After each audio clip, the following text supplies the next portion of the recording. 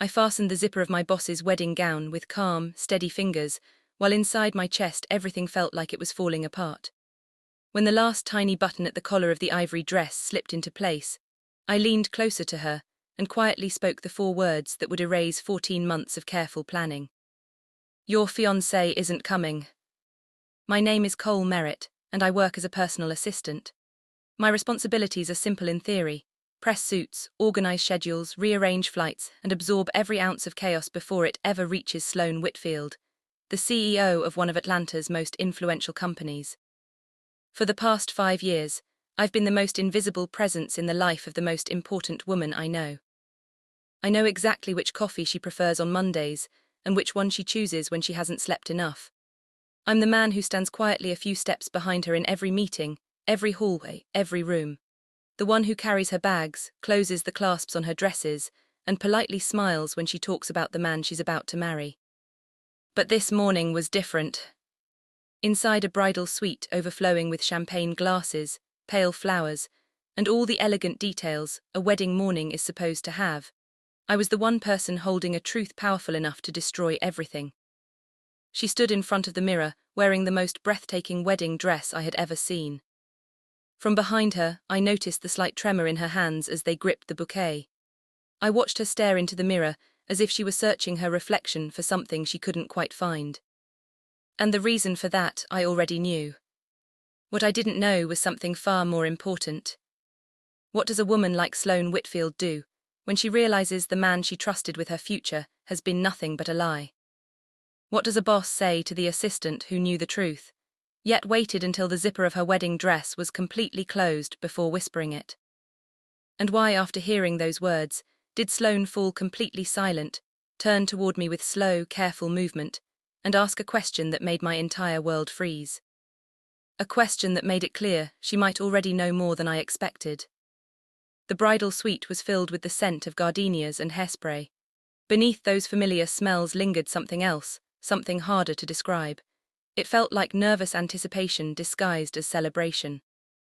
Through the tall floor-to-ceiling windows, the Atlanta skyline stretched endlessly across the horizon, glass towers, bright sunlight, and ambition carved into steel. From the outside, that was exactly the image Sloan Whitfield had built her entire life around. After I spoke, she didn't gasp. She didn't spin around in shock. She simply stood there, staring at her reflection in the mirror. The only thing that changed was her breathing. Slowly, it became calmer. The way a person breathes when they stop reacting to a feeling and start figuring out how to survive it. I stayed where I was behind her, still holding the last tiny button between my fingers, because I suddenly had no idea what else to do with my hands. In the mirror, I watched her face change in a way I had never seen in 5 years of working for her. It became completely still. Not the calm, controlled stillness she used in boardrooms when someone underestimated her. Not the brief pause before she dismantled someone's argument with a few perfectly chosen sentences. This was something else. This was the kind of stillness that appears when a person's body makes a decision before their mind fully understands what just happened. Slowly, she lowered the bouquet onto the vanity table, as if it had suddenly grown heavier than she remembered.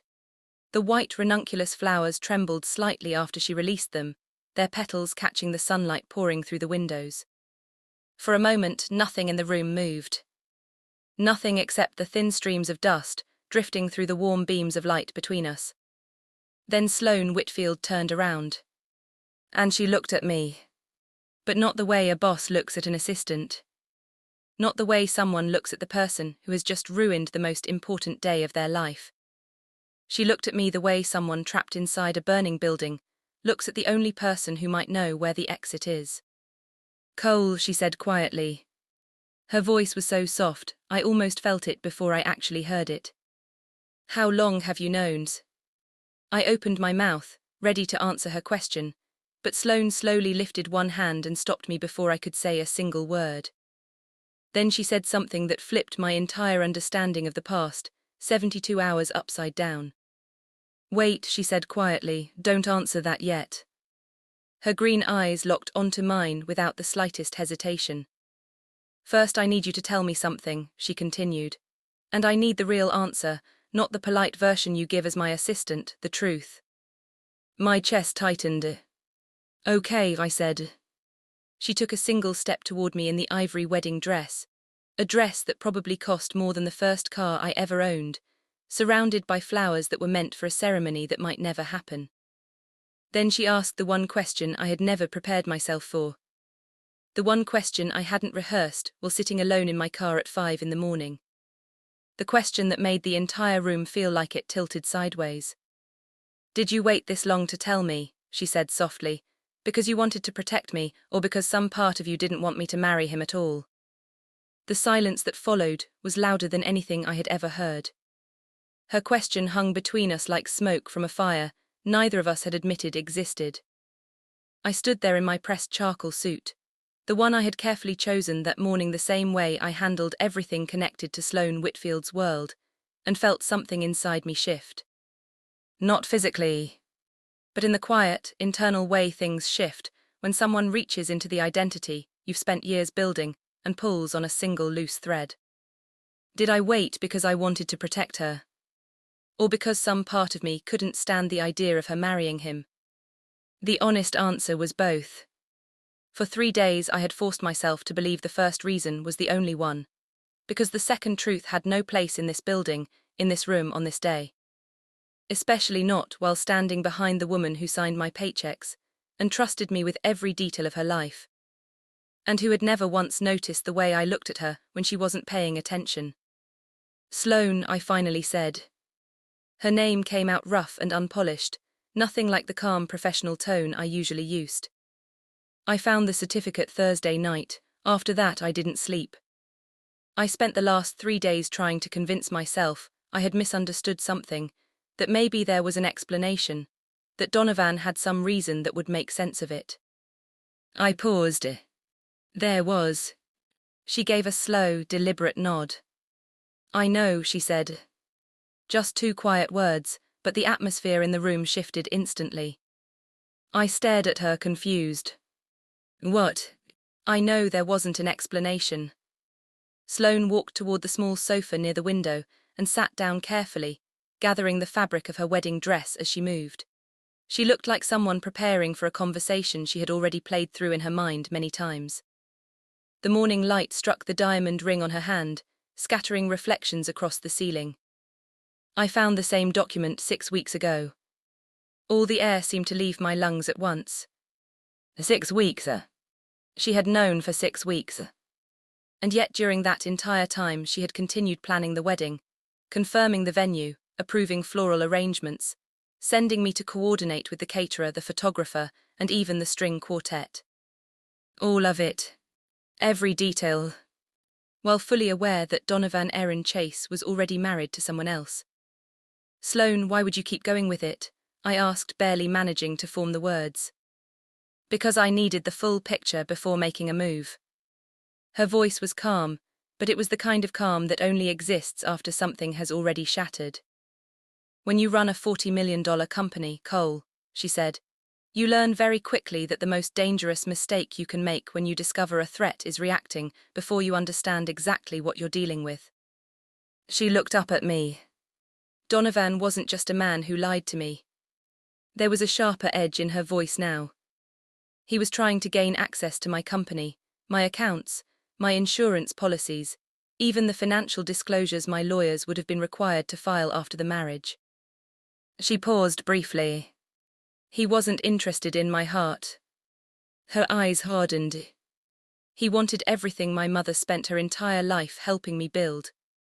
The wedding was never actually going to happen, Sloane said quietly. There's no ceremony today. I cancelled it 48 hours ago through my attorney.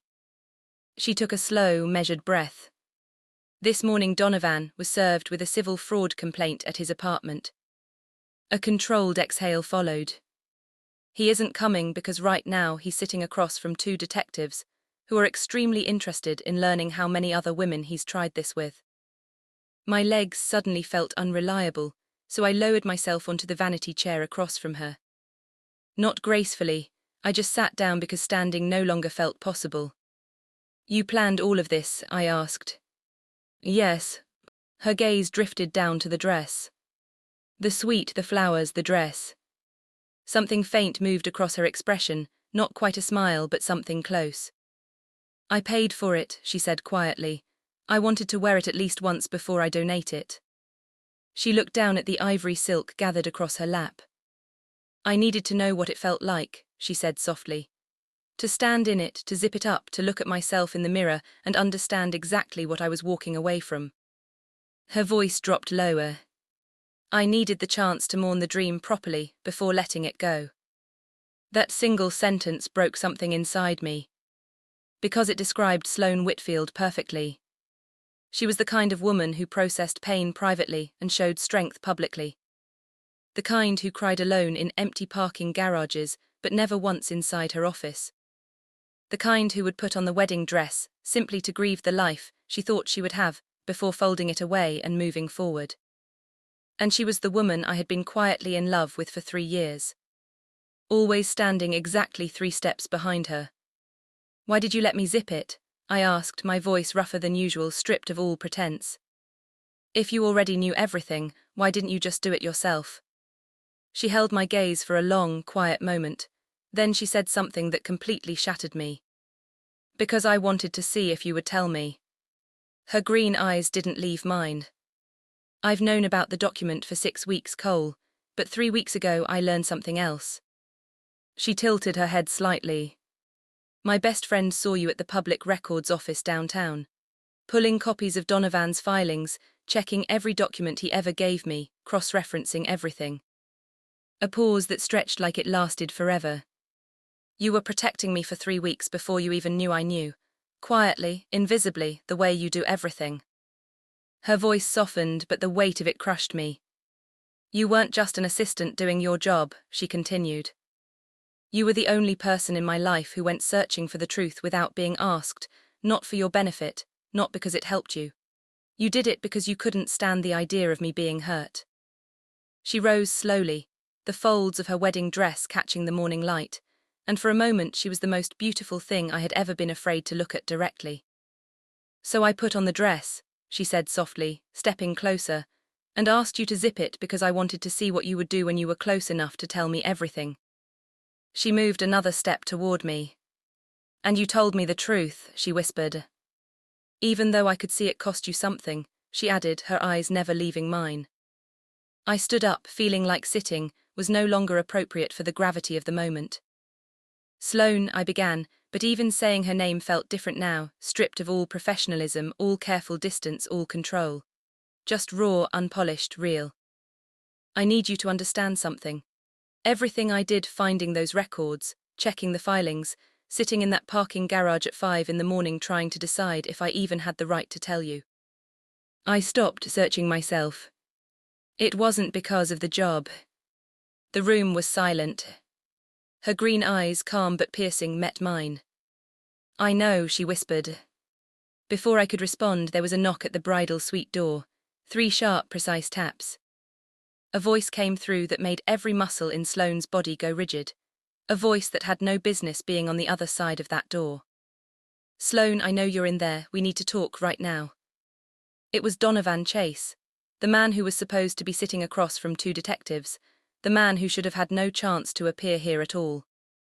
The room froze, no one moved. Not Sloane, not me, not the ivory curtains hanging motionless in the morning light, as if they were holding their breath with us.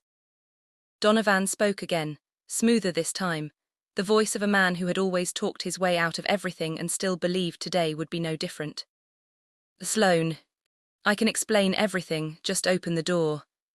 I looked at her, searching her face. It wasn't fear, not panic, not even the expression of someone blindsided by a man who had lied for 14 months while planning a stolen future beside her. It was patience, cold, deliberate and absolute. Sloane reached for the small ivory clutch resting on the vanity table. She typed a single message, set the phone down, then smoothed the front of her dress with both hands. Open it, she said quietly. I crossed the room and turned the door handle. Donovan Chase appeared in the doorway, his navy suit sharp, jaw tight, eyes already calculating. He had that kind of dangerous handsomeness, polished on the surface, hollow underneath. His gaze flicked from me to Sloane, and something shifted in his expression when he saw her standing there in the wedding dress. Relief, confidence, maybe he still thought he could fix everything with the right words. He had no idea what he had walked into. "Baby," he started, stepping forward. But Sloane interrupted, calm and unwavering. "Rebecca Howell, Asheville, North Carolina, 14 months ago, Tuesday it rained." Color drained from his face in a single sweep. "You've been in my home," she continued, her voice steady, measured. "You've touched everything my mother and I built from nothing." She took a step closer. "And you thought you could walk into this room and explain that away?" Donovan's mouth opened, but no words came. The door behind him opened wider, and two plainclothes detectives stepped inside, badges already visible. Behind them was Sloane's attorney, Margaret Owie, poised and satisfied, as if she'd been waiting for this exact moment. Donovan turned to look at the badges, then back at Sloane. For the first time I'd ever seen, he had nothing to say. "That text I sent," Sloane said softly, "was telling them you were here." They escorted him out, and when the door closed, the room fell silent. Sloane Whitfield stood alone in her wedding dress, surrounded by flowers that had survived a lie they were never meant to celebrate. She exhaled slowly, all the way down, letting the tension leave her body. I walked over and stood beside her, not 3 steps behind, not hovering in the shadows, right there beside her. She turned to me, looking at me in a way she had never allowed herself before. "What do we do now?" she asked softly. I looked at her, really looked, for the first time in 5 years. I didn't look away. "We start," I said, "from here, from the truth." She was quiet for a long moment, then she reached out and took my hand. Not like a boss holding an assistant's hand, not as an act of gratitude or professionalism. She held it like someone holding onto something they almost lost before they even realized how much it meant. We stood there together, bathed in the morning light pouring through the tall windows, the Atlanta skyline stretching endlessly beyond. Two people who had spent 5 years carefully guarding their hearts, finally choosing honesty. The flowers around us, the ivory peonies, white ranunculus and garden roses, had no ceremony to witness, yet their fragrance filled the room with a memory that would forever mark the moment I stopped being invisible. Some love stories begin with perfect timing and grand gestures. Ours began with a zipper, a whisper, and a truth neither of us had been brave enough to speak until everything else had fallen away. Sometimes love doesn't wait for the perfect moment, it waits for the broken one. Here's the question I want you to hold on to tonight. Have you ever loved someone silently, standing close enough to help, but too afraid to speak the one truth that could change everything? Have you ever shielded someone's heart while quietly breaking your own? Share your thoughts in the comments below. Where in the world are you watching this, and what time is it there? Because stories like this aren't bound by time zones or continents. They belong to anyone who has ever loved from 3 steps behind. And if this story moved you, if it cracked something open inside, hit that subscribe button and turn on notifications. Every week we bring stories that remind you love, loss and healing aren't just things that happen to other people. They happen to all of us. We stood there, hands intertwined, the morning light spilling across us from the tall windows. For the first time in 5 years, I wasn't behind her, fading into the background. I was beside her. Sloane turned her gaze toward me, steady and unflinching, the kind of look that stripped away all pretenses. "What do we do now?" she asked softly, her voice carrying both vulnerability and determination. I looked at her fully, taking in every detail. The way the sunlight highlighted the curves of her face, the faint quiver of her lips, the quiet strength radiating from her posture. I didn't look away. "We start," I said, voice firm, "from here, from the truth." She paused, letting the words settle between us. Then, slowly, she reached out and took my hand, not as a boss holding an assistant's hand, not as a gesture of politeness or gratitude, but as someone holding on to what she almost lost before she even realized how precious it was. We stood together in the soft light, the Atlanta skyline stretching endlessly beyond the glass.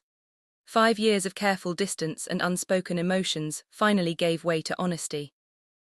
The flowers surrounding us, the ivory peonies, white ranunculus and garden roses, had no ceremony to witness, yet their fragrance seemed to mark this moment forever.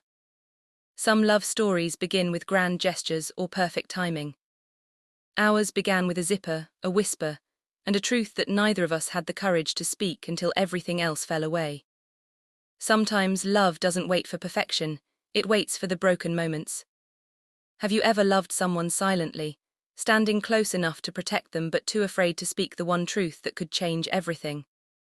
Have you ever carried the weight of protecting someone's heart while quietly breaking your own? Take a moment to think about it, and if you want, share your thoughts in the comments, where in the world you're watching and what time it is there.